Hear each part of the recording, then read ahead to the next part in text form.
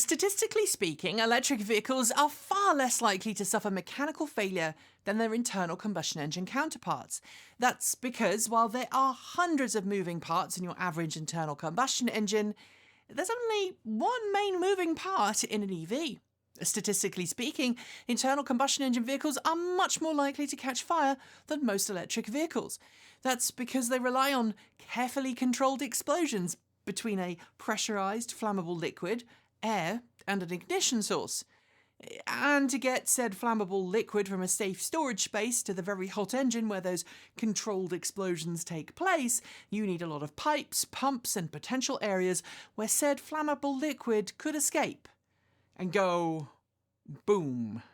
And that's before you even talk about the very hot exhaust gases coming out of said vehicle, the huge amount of cooling required to keep the engine from seizing, and the potential for any of those systems to fail and cause the cars to overheat, leading to a not-so-fun fiery inferno. In fact, no disco inferno for you. The super observant among you will note that I said most electric vehicles rather than all electric vehicles? And if that was you, in the words of Skippy the Magnificent, very good, now go get yourself a juice box. The reason I said most electric vehicles rather than all electric vehicles is because of a fairly persistent problem that's existed in the EV world since 2017. A problem relating to one very specific type of battery cell made by one specific battery manufacturer. LG Energy's pouch cells. And while two of the biggest battery electric vehicle recalls to date, involving cars with LG Energy battery packs, are coming to their mainly happy conclusion, a new recall has been issued involving a plug-in vehicle, the Chrysler Pacifica plug-in hybrid, that could potentially catch fire while charging. Its battery supplier? You've guessed it. LG Energy. So today I'm going to take you on a quick tour of the LG Energy batteries, detail all of the issues we've seen, and ask if the defects shown to exist in packs made by LG Energy for Chevrolet and Hyundai also exist in other LG Energy EV packs too. But first, this is the bit where I ask you to hit the subscribe button and ding that bell so you don't miss out on our next episode. Oh, and stick around until the end of the show when I'll tell you how you can financially support us. LG Energy has been making electric vehicle battery cells, specifically pouch form factor lithium-ion cells, for more than a decade now. The original Renault Zoe EV and Chevrolet Volt range extended EV had battery cells made by LG Energy. That was what was known at the time as LG Chem, as did later model years of the original Chevrolet Spark EV. Few of those cars suffered any battery-related issues other than the usual capacity loss over time that every single battery electric vehicle suffers. And even though the Renault Zoe, for example, used air cooling rather than liquid cooling in its battery pack, early 22 kilowatt-hour lithium-ion battery packs in the Zoe suffered far less from battery capacity issues than the similarly cooled 24 kilowatt-hour battery packs found in Nissan's first-generation Leaf, which used batteries made in-house at Nissan's battery facilities. And additionally, because of the way that the battery packs were engineered by Chevrolet, both the Chevrolet Spark EV and Chevrolet Volt with a V had pretty large battery zones at the top and the bottom of their state of charge that meant the battery packs weren't overly stressed during charge and discharge cycles. There are plenty of other examples of LG Energy battery packs prior to 2017 that seemed to be extremely durable and reliable in their construction. But when Chevrolet brought its 2017 Bolt EV to market, followed shortly thereafter by Hyundai's Kona EV, the LG Energy battery cells used in both vehicles were slightly different to what went before. First off, the batteries had a different ratio in them of nickel, cobalt, and manganese.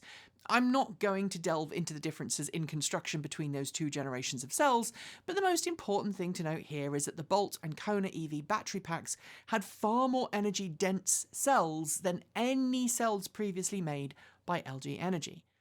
Higher energy density means you can store more energy in a given space, which in an EV world means a longer range per charge. The differences in cell design also meant that the battery packs were given far less operational buffer at the top and the bottom of their states of charge, meaning more of the theoretical maximum capacity of the pack was available to be used by the car and its driver. In short, these new cells had massive advantages for the automakers and their customers, but issues started to arise after a handful of Hyundai Kona EVs caught fire, followed by a handful of Bolt EVs. Then there were questions about who was to blame, and given LG Energy had made both sets of battery packs, there was a common failure point. Without revisiting the entire episode of battery fires for those two vehicles, we've previously covered that quite in depth. The outcome of both sets of fires was that while the blame was initially believed to be a software issue, the ultimate cause was found to be manufacturing defects in both sets of battery cells. Even though those cells were made at different facilities, similar failures were found, namely mechanical defects in a small proportion of battery cells caused during the manufacturing process. Those defects, which may not have been apparent when the batteries were new, but over time led to mechanical and electrical failures in the packs that ultimately caused them to catch fire. Since then, LG Energy has completed the Kona EV recall, and all affected Kona EVs now have a brand spanking new battery pack. LG Energy is still working with Chevrolet to replace the Bolt EV battery packs, and the replacements are said to be manufactured using new methods, which LG Energy says eliminated the potential for further defects. But Chevrolet and Hyundai aren't the only automakers to use LG Energy cells of similar size and specifications to the pouch cells originally placed in the Bolt EV and Kona EV. Volkswagen uses LG Energy pouch cells for its ID.3 in Europe, and there have been a few examples of Volkswagen ID.3 fires shortly after they've completed charging. And Porsche, which also uses LG Energy battery packs, has experienced some fires with its Taycan since its launch.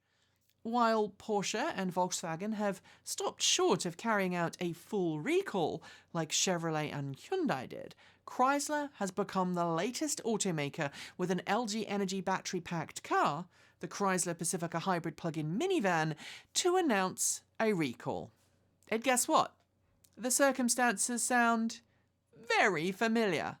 Quote, "A routine company review of customer data led to an internal investigation that discovered 12 fires among model year 2017 and 2018 vehicles," Stellantis said in a statement.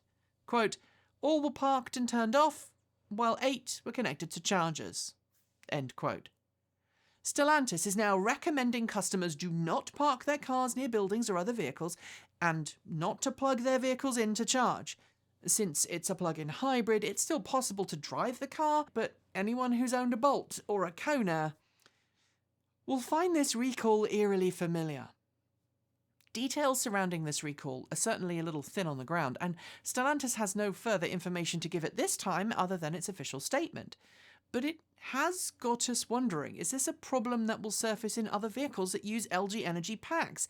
And is this a problem that's more widespread than first thought? And are there outliers? Well, there does appear to be. The Ford Mustang Mach-E, for example, while it has suffered some drivetrain and battery pack related issues surrounding regenerative braking, it hasn't yet, to our knowledge, suffered any examples of out-and-out battery fires in its vehicles.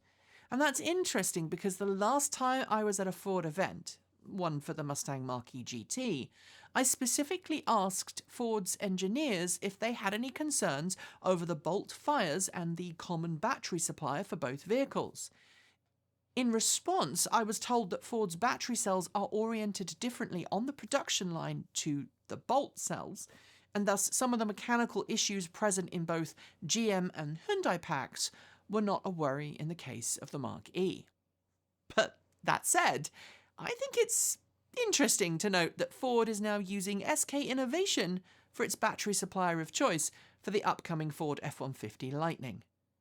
While SK Innovation has stood accused for a long time of stealing LG Energy's technology, in fact leading to a ban on its batteries being used in US markets until the White House stepped in to broker a deal between both companies, it hasn't, to our knowledge, suffered any of the battery fire issues that LG Energy has been plagued with.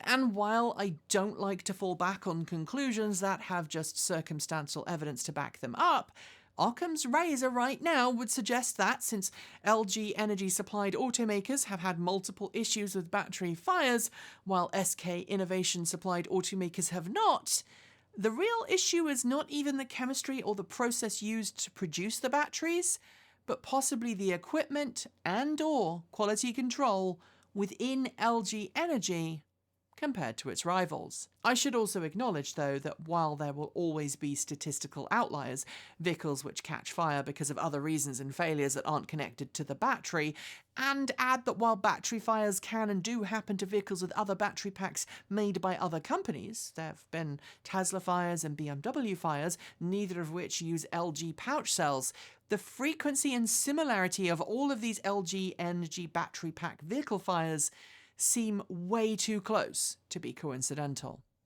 Like I said, we are not ones to speculate, but right now, we are at a point where we would caution anyone against buying a 2017 through 2019 vehicle with LG Energy battery cells, unless the vehicle has been involved in a recall campaign to fully rectify any potential problems.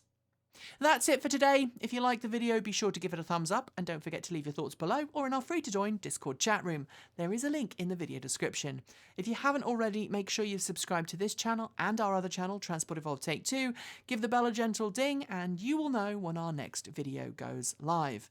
Thanks on behalf of the entire crew go out to the folks on my right for being our $15 to $49 a month supporters. Special thanks to our $50 a month supporters, Chris Maxwell, Bennett Elder, Brian Newton, Jason Bordo, Dave Kitchen, Michael Goad, Ricky Leong, Andrew Martin, Guido Drahota, Brophy Wolf, Tesla in the Gong, Gordon C, Stephen O'Donoghue, Carl Hodgson, Anthony Coates, Ray Jean Fellows, Rory Litwin, Anonymous Freak, Jim Burness and Denny Hyde, and our deepest gratitude to our $100 a month supporters. They are Marcel Ward, Reggie Watts, Joe Bresney, JP Fagerback, Will Graylin, Matthew Drobnak, John Lyons, Christopher Lee Jones, Laura Reynolds, Paul Conway, Ellery Hennesley, and Ian. If you are feeling left out, you can join Patreon at the link below, or you can join us through a YouTube channel membership just by clicking that join button if you're watching this video on YouTube. Don't forget you can also send us your support through Ko-fi or Bitcoin, as well as our cool swag store. And if you become a supporter through the end of February at the $15 a month or higher level, $14.99 for YouTube support, you'll gain access to an exclusive comic we're preparing to explain our often illogical love of weird and wonderful electric cars, thanks to that familiar looking Cupid there on my right. Thanks for joining me, and as always, keep evolving.